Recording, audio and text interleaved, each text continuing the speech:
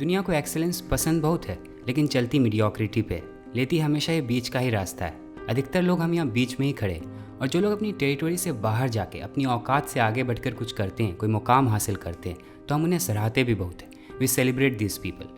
इस वीडियो में हम ऐसे ही 3 फिल्म के कैरेक्टर्स के बारे में बात करेंगे जो अपने काम को लेके, अपने क्राफ्ट में परफेक्शन को लेके, ऑथेंटिसिटी को लेके काफ़ी ऑब्सेस्ड होता है। इस हद तक कि उन्हें मीडियोक्रिटी से डर लगता है, उन्हें बस एक मामूली औसत इंसान बने रह जाने का भय सताता है। They want to be one of the greats. Because I want to be great.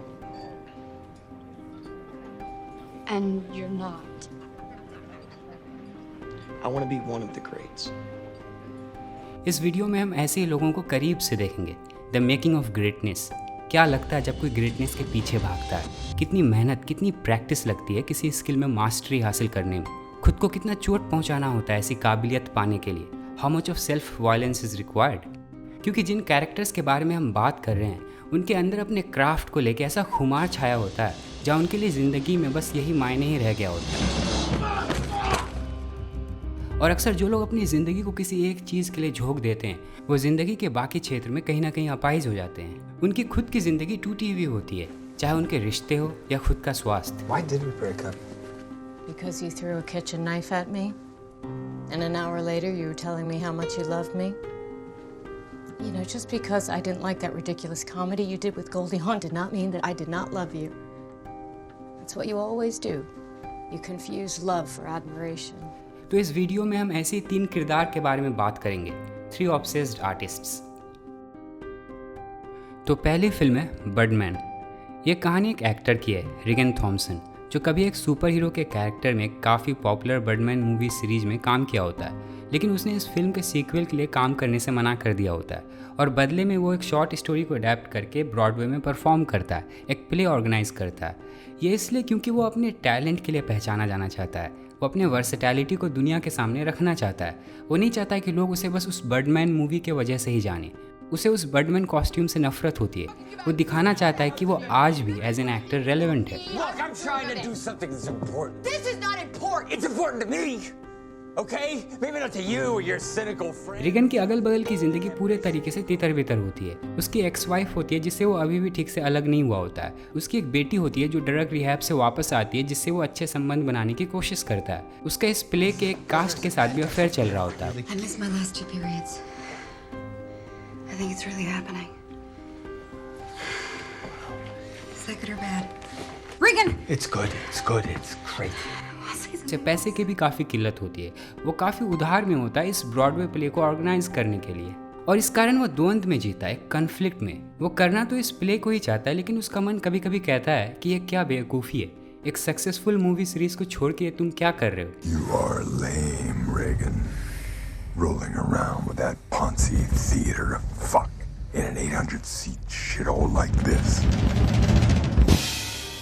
Reagan के अंदर की आवाज़ और बाकी जिन समस्याओं से वो घिरा होता है, ये सब उसे मानसिक तौर पे भारी पड़ रहा होता है। He is becoming delusional and suicidal.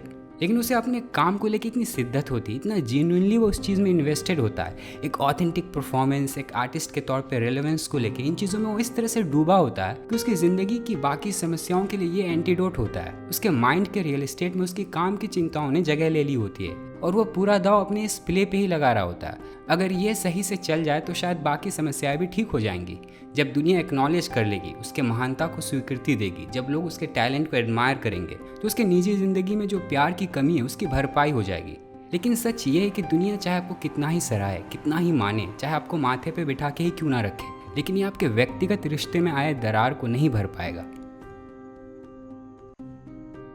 वैसे पैशन फॉलो करना तो अभी स्ट्रीट वर्ड बन गया है, लेकिन हर कोई यहाँ अपने मन मुताबिक काम तो कर पाता नहीं है। और क्योंकि पैशन को फॉलो करने को इतना ग्लैमराइज कर दिया गया है कि अगर हम ऐसा नहीं करते हैं तो जैसे लाइफ में कुछ मिस कर रहे हैं। एक किताब है so good they can't ignore you. इस बुक का केस है कि रेडीमेड पैशन होता नहीं, या फिर बहुत रेयर होते हैं, लेकिन जो हम कर रहे हैं उसमें बेहतर करके, उसमें स्किल को डेवलप करके उस काम को भी इंजॉय कर सकते हैं, उसके अराउंड भी पैशन फॉर्म कर सकते हैं।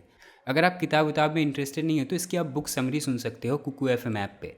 कुकू एफएम इंडिया की लीडिंग ऑडियो लर्निंग प्लेटफॉर्म है with over 1000 hours of non fiction content library.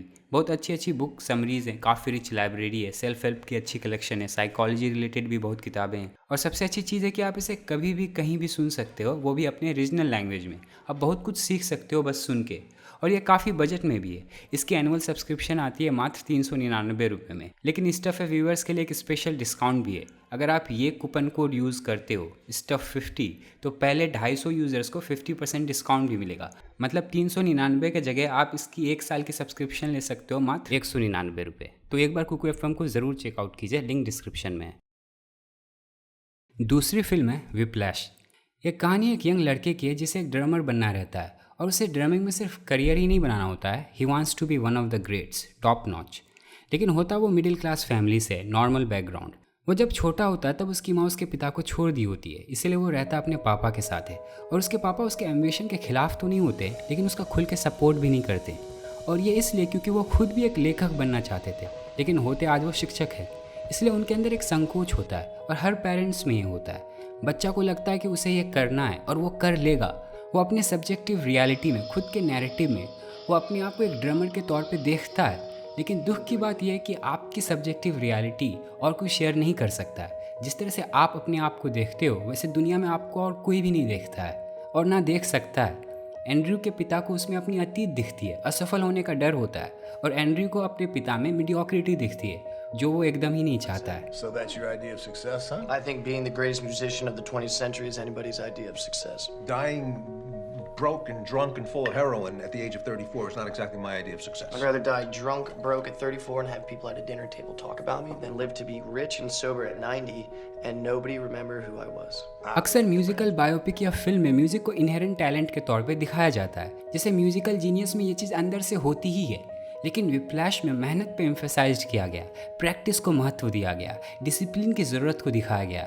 ऐसा नहीं कि जो लोग टैलेंटेड होते हैं उन्हें प्रैक्टिस करने की ज़रूरत नहीं होती है, लेकिन कुछ कुछ चीज़ों में कुछ ऐसी हार्ड स्किल्स होती है जहाँ प्रैक्टिस ही मायने रखता है। You will have to show up every fucking day.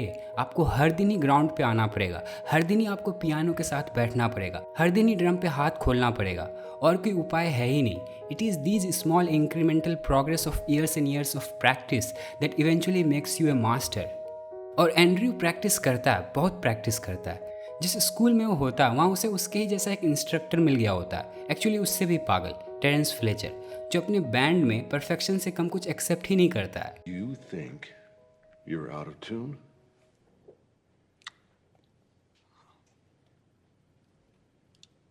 Yes. Then why the fuck didn't you say so? Andrew और फ्लेचर में एक रिलेशनशिप बनता है, kind of very abusive relationship, जहाँ फ्लेचर एंड्रयू को परफेक्शन की तरफ पुश करता जाता है, उसे उकसाता रहता और भी बेहतर परफॉर्म करने के लिए, और एंड्रयू भी फ्लेचर के एक्सपेक्टेशन को मैच करने के लिए और भी ऑब्सेस्ड हो जाता है ड्रमिंग को लेके। कान में हेडफोन लगा के वो अपनी निजी ज़िंदगी में पूरी तरीके से अलग हो जाता है। वो इतना ऑब्सेस्ड हो जाता है कि वो खुद के लिए ही खतरनाक हो जाता है। वो पूरे तरीके से ध्यान केंद्रित कर देता है ड्रमिंग में। उसकी लाइफ यूनिडिमेंशनल हो जाती है। फैमिली, फ्रेंड, गर्लफ्रेंड, वो सब उसके लाइफ में सपोर्टिंग कास्ट बन जाते हैं। लेकिन फिल्म की कहानी इतनी लंबी नहीं है जहां हम एक्चुअली देख सके एंड्रयू एक महान ड्रमर बन पाता है या नहीं। लेकिन हाँ, अंत में वो फ्लेचर को अपने परफॉर्मेंस से इम्प्रेस ज़रूर कर देता है। वो भी फ्लेचर के परफेक्शन के कल्ट में शामिल हो जाता है, जैसे एक साइकोपैथ दूसरे साइकोपैथ को बनाने में सफल हो गया हो, जिसे अपना सक्सेसर चुना हो। तीसरी फिल्म है ब्लैक स्वान। ब्लैक स्वान एक साइकोलॉजिकल थ्रिलर फिल्म है। नीना सेयर्स, जो इस फिल्म की प्रोटैगनिस्ट होती है, वो एक प्रोफेशनल बैले डांसर बनना चाहती है। वो अपनी माँ के साथ एक शहर में छोटे से अपार्टमेंट में रहती है। उसके ज़िंदगी का हर एक एस्पेक्ट उसके डांस करियर के अगल बगल ही घूमता रहता है। जिस डांस कंपनी में नीना होती है वो नए सीज़न के लिए एक नया लीड डांसर खोज रहा होता है और नीना चुनी जाती है उसे परफॉर्म करने के लिए। लेकिन उसके लिए जिस कैरेक्टर में उसे डांस करना होता है उसके लिए उसे और भी मेहनत करना होता है, उसे और भी खुद को निखारना होता है। If I was only guessing the white swan should be yours. But I'm not. क्योंकि इस डांस में दो रोल होते हैं, एक वाइट स्वान जहाँ उसे अपने अंदर की मासूमियत, डर और सहमे हुए स्वभाव को दिखाना होता है, और दूसरा रहता है ब्लैक स्वान जहाँ उसे अपने अंदर के डार्क और सेंसुअल और बोल्ड नेचर को झलकाना रहता है। नीना क्योंकि खुद भी मासूम, इमेच्योर, कमज़ोर और डरी हुई होती है, तो वो वाइट स्वान के रोल में परफेक्ट डांस करती है। पूरे प्रिसीजन और कंट्रोल के साथ। लेकिन ब्लैक स्वान में वो अटक जाती है। नीना एक यंग एडल्ट होती है, लेकिन अंदर से वो अभी भी एक बच्ची होती है। उसकी माँ काफ़ी ओवर प्रोटेक्टिव होती है उसे लेके।